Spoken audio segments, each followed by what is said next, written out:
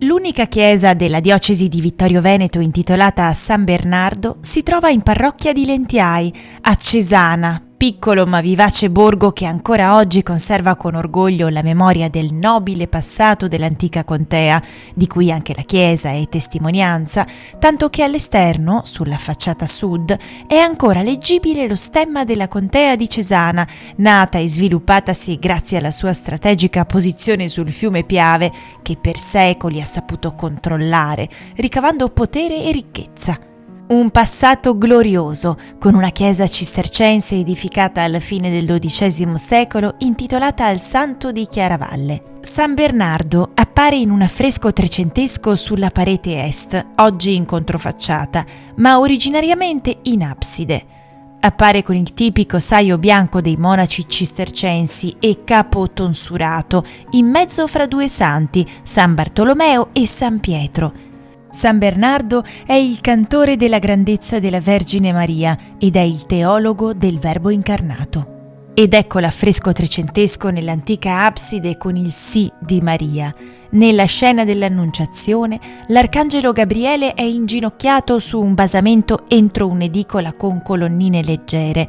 A destra Maria tiene una mano sul cuore e l'altra sul ventre già rigonfio. A San Bernardo viene collegato anche l'episodio della Lactatio Virginis e nella chiesa di Cesana l'affresco più antico, databile al XIII secolo, esprime con grande eleganza formale la Madonna che allatta il suo bambino Gesù.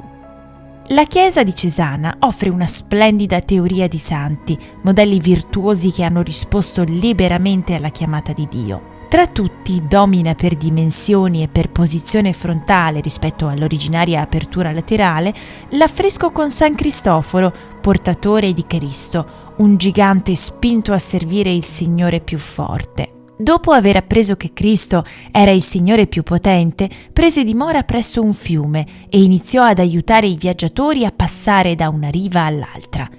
Durante una notte un bambino gli domandò di essere traghettato.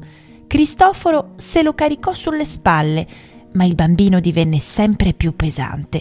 Aiutandosi con un grosso bastone, Cristoforo guadagnò l'altra riva e qui il bambino si rivelò come Cristo e gli profetizzò il suo martirio.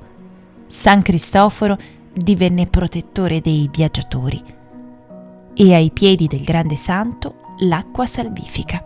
I pesci, rappresentati nell'affresco, sembrano veramente uscire da un bestiario medievale con le loro strane e fantasiose fattezze. I piedi di San Cristoforo sono immersi nell'acqua che richiama al fiume Piave, a pochi passi dalla chiesa di Cesana.